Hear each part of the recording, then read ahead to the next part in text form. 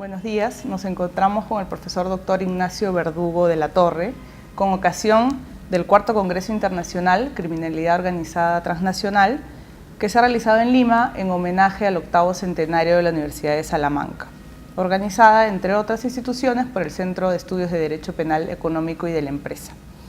El profesor Verdugo es catedrático de Derecho Penal de la Universidad de Salamanca, España, es doctor en Derecho por la Universidad Complutense de Madrid y fue becario de la Fundación Alexander von Humboldt en la Universidad de Colonia, Alemania. Además, ha sido rector magnífico de la Universidad de Salamanca entre los años 1994 a 2003. Profesor Verdugo, muy buenos días. Buenos días. Gracias por su presencia. Profesor, este año se conmemora el 8º centenario de la Universidad de Salamanca, la más longeva de España y una de las más antiguas de Europa, con una vasta influencia además en la enseñanza en América Latina y en específico en el español. Como usted ha sido rector magnífico de la universidad y quisiéramos saber qué significado tiene en general para toda la comunidad universitaria y en específico para usted esta conmemoración. Bueno, yo creo que para la comunidad universitaria en general supone una confirmación de que están conociendo la historia de su universidad, de que está en una universidad clave, no ya para España, sino para Europa y para Iberoamérica, ¿no?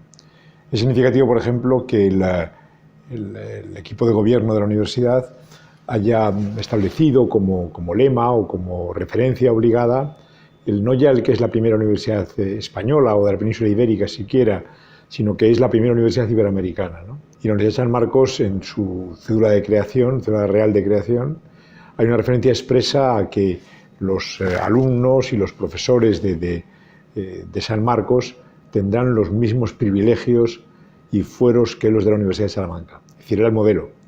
Es decir, el tomar conciencia de eso para cualquier miembro de la comunidad universitaria es clave, ¿no? Aunque solo sea una tarjeta de presentación.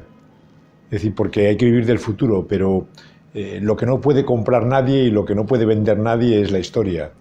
Sí conviene a veces recordar algunas cosas de la Universidad de Salamanca. Y eso, en este periodo de tiempo, de este año, y, bueno, pues es algo que está presente en la propia universidad. En primer lugar, que es una universidad, no que sea pública, sino que es una universidad de fundación real. Es decir, se funda por el rey Alfonso IX de León en 1218. Y se funda como se fundan todas las universidades en aquel momento, un estudio general, ¿no? Es decir, porque el término universitas, que es el término latino para referirse a la universidad, a lo que se refiere no es al edificio ni a la institución, se refiere al gremio de los que enseñaban. Es decir, la universidad son las personas que forman parte de ella. Y de hecho, la primera que se utiliza el término universidad no es entonces, sino que es casi 40 años después, por el sucesor de Alfonso IX, por Alfonso X, por el nieto de Alfonso IX, por Alfonso X el Sabio, ¿no? En las partidas aparece por primera la palabra universidad, a la única universidad que entonces existía en la península ibérica, que era justamente Salamanca, ¿no? Bueno, eso es clave. Es clave porque además forma parte en aquel momento de lo que llamaban los estudios, los grandes estudios de la cristiandad. Porque a veces la confusión o el que te digan, no, es que es una universidad religiosa no, es una universidad laica en ese sentido, igual que el país, igual que todo lo público, pero lo que ocurre es que en la Edad Media la agencia de acreditación de los centros universitarios de facto era el papado. Es decir, porque realmente la sabiduría o el conocimiento en aquel momento estaba vinculado a las órdenes religiosas, a los conventos, a las bibliotecas que guardaban el saber que venía de la época anterior, que venía de la época del Imperio Romano o o en España también, de la relación con el mundo árabe o con el mundo judío.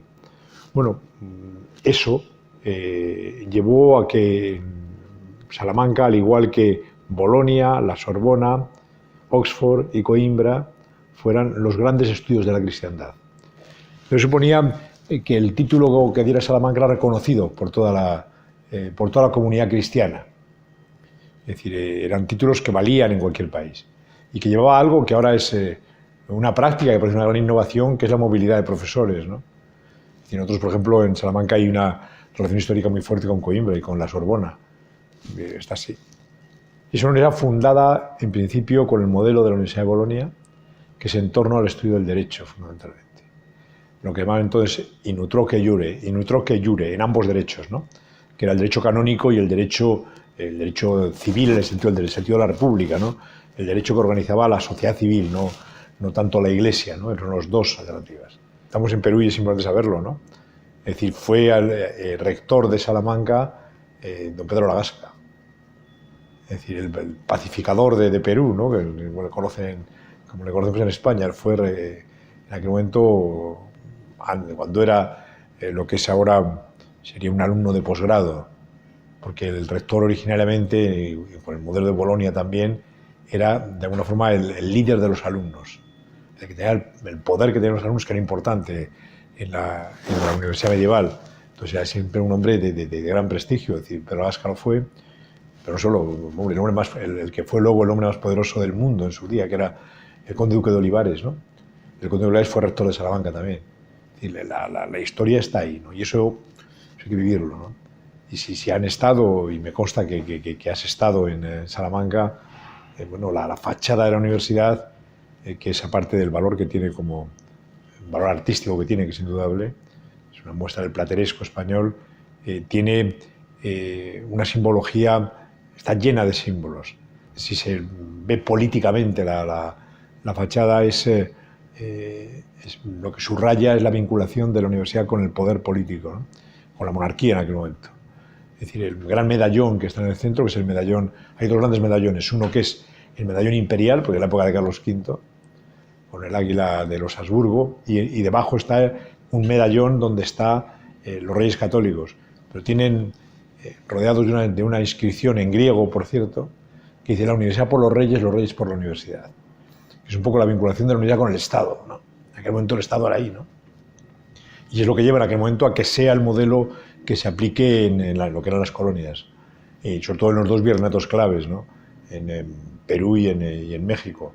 Las dos universidades, tanto la de San Marcos, como he dicho antes, como la Real y Pontificia Universidad de México, se fundan el mismo año, un poco antes San Marcos, son las dos de 1551, y las dos son con el modelo de Salamanca.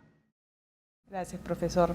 También quisiéramos saber que ahora con la conmemoración, Salamanca se convierte en un referente mundial de la reflexión sobre el futuro de la educación superior y por tanto hay una serie de eventos académicos y culturales como el Encuentro de Rectores Universia 2018, la Red Universia, la Asamblea de Coimbra, del Grupo Coimbra, del Grupo Compostela y el Observatorio Carta Universitatum.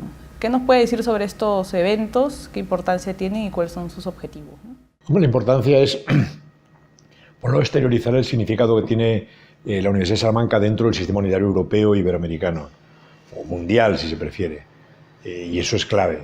Pero de hecho todo 2018 está lleno de eventos académicos y culturales de muy diversa naturaleza, porque también la propia ciudad, el ayuntamiento de la ciudad, etcétera, pues también ha realizado un programa cultural especial o de traer artistas, de hacer exposiciones, de teatro, que fuera para conmemorar algo que es clave. Salamanca es una ciudad universitaria, ¿no? Y eso debe estar por todos lados, ¿no? El cuarto Congreso de Rectores de Universidad, Internacional de Rectores de Universidad, que conmemoró a 1.000 congresistas, organización peruana importante, en Salamanca, para una reflexión colectiva sobre las cuestiones que tiene que abordar de futuro la universidad, ¿no? Tanto en la enseñanza, o en la docencia, como en la investigación, como en la relación con el medio social en el que está inmerso y al que debe servir. Eso por un lado. Yo creo que fue muy importante el encuentro. El encuentro del Grupo Coimbra. El Grupo Coimbra es un grupo de universidades europeas muy restringido, donde son universidades históricas todas, y solamente puede haber las reglas del grupo 2 por país, como máximo, ¿no? Y bueno, está Salamanca, ¿no? Está Salamanca y Granada, en concreto, en España. Y ahora, en este momento, el presidente del Grupo Coimbra es el rector de Salamanca, es decir, porque donde se celebra la asamblea pasa a presidir Es una ciudad con 160.000 habitantes y una universidad que tiene 30.000 estudiantes, ¿no? Y la mayor parte, hay más estudiantes de fuera que nacidos en Salamanca. Es un tema de demografía, ¿no? Es decir, no hay tantos salmantinos en la banda de edad que permite ir a la universidad. Es así. Eso es clave. En el mes de octubre, el 3 y 4 de octubre, celebramos un Congreso Internacional de Derecho Penal Iberoamericano, es decir, donde, bueno, aparte están invitados todos los penalistas y latinoamericanos, sí están muy especialmente invitados todos aquellos de cualquier país latinoamericano que o han cursado alguna actividad en Salamanca, o se han doctorado en Salamanca, o han hecho estudios en Salamanca, que son bastantes. La Universidad de Salamanca tiene no un problema, un riesgo. Y el riesgo es, yo cuando era rector lo decía más de una vez, que el riesgo era el que nos quedáramos mirando la fachada de la universidad, ¿no? O sea, que miramos el pasado. El pasado está para mirarlo, para tomar ejemplos y para construir sobre él. Pero lo que hay que hacer es proyectarlo para el futuro, ¿no? Es decir, no basta con tener un pasado glorioso, eso te abre una puerta, pero luego hay que mantenerla abierta con tu actividad y con tu día a día. Por eso a mí el lema que se ha escogido para lo que son las celebraciones del 8º centenario me parece clave, ¿no? Me parece muy significativo. Decíamos ayer, diremos mañana, ¿no? Muchas gracias, profesor Verdugo, por la deferencia de esta entrevista. No, el placer ha sido mío. Muchísimas gracias. Hasta luego.